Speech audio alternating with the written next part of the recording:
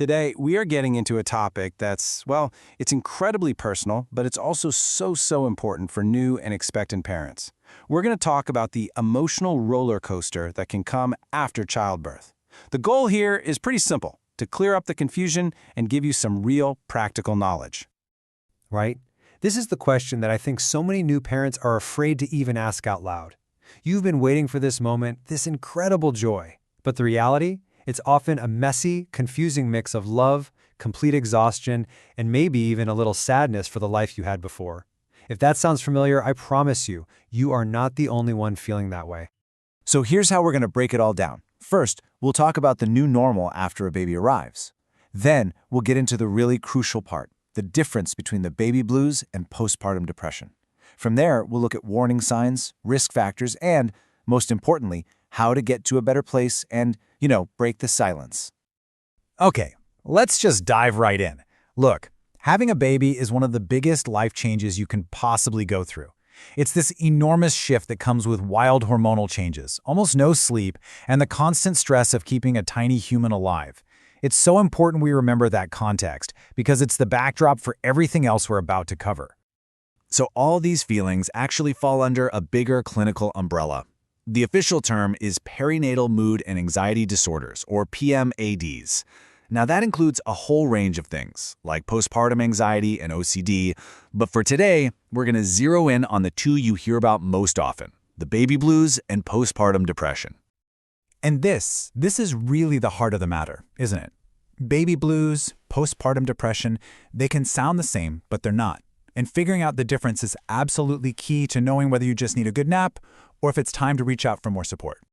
And just take a look at these numbers. They tell a really important story. The baby blues are incredibly common. We're talking up to 80% of new mothers go through it. It's almost a standard part of the postpartum experience. Now, postpartum depression, or PPD, is less common, but it still affects a huge number of women, up to about 1 in 5. So it's something we absolutely have to be aware of. This chart here really lays it all out for us, so let's just walk through it. The baby blues, they hit you fast, like within the first few days, and, this part is key, they tend to go away on their own within a couple weeks. The feelings are there, sure, worry, being weepy, but they're milder. With PPD though, it can pop up anytime, and it sticks around for longer than 2 weeks. But the biggest difference? It's the intensity. We're not just talking about sadness, we're talking about a deep, heavy hopelessness, crushing guilt, and sometimes a real struggle to feel connected to your baby. So, how do you know? How can you tell when what you're feeling has crossed that line from the really common, temporary blues into something more serious? Well, the symptoms of PPD are just deeper. They go way beyond being tired. We're talking about feeling totally disconnected from your baby, maybe even feeling resentment, which is such a tough thing to admit.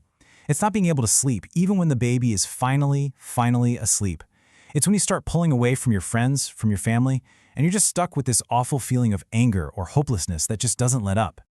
Here's a really simple but powerful way to check in with yourself. Let's call it the sleep test. Ask yourself this question. If someone you trust 100% took the baby for a few hours, could you actually sleep? Could you shut your brain off and just rest?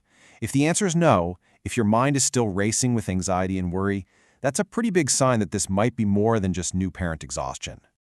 And all these clinical symptoms, they get translated in our heads into these really painful, heartbreaking thoughts. A thought like, I don't think my baby likes me, it's not just a passing worry. It can be a direct result of that guilt and disconnection that PPD creates. To give you a sense of just how powerful this can be, one of the sources shared this story of a mom who would hide in a closet just to cry as hard as she possibly could without even really knowing why she was crying. That right there, that's the confusing, overwhelming storm that is postpartum depression. It's not logical, it just takes over. So the natural question is, why? Why does this happen to some people and not others? And before we even get into the list, I need you to hear this loud and clear. It is never, ever your fault, okay? With that said, there are some things that can increase a person's risk. Things like, a personal or family history with depression or anxiety, a really difficult or traumatic birth experience can be a trigger. So can major life stressors like money problems or strain on your relationship. And a big one is not having a strong support system around you. But please remember, these are just risk factors, not guarantees. You can have all of them and be fine, or have none of them and still struggle. Okay, we've talked a lot about the problem. Now let's shift gears and talk about the solution part, because this is the most hopeful and empowering piece of the puzzle. What can you actually do about it? Honestly, the path to feeling better often starts with the absolute basics. First, self-care. And I know, that word can feel like a joke when you have a newborn, but I'm not talking about a spa day. I'm talking about drinking a glass of water, or just stepping outside for 5 minutes. Second, build your village. Don't be afraid to ask for help. And third, and this is maybe the biggest one of all, talk about it. Tell someone how you are really feeling. And listen, this is a team sport. For all the new moms out there, the message is, be honest. There is zero shame in feeling any of this. And for partners, family, and friends, your job is to be a detective of love. Notice the small changes. Don't just ask, how are you? Ask, how are you really? Your support is everything.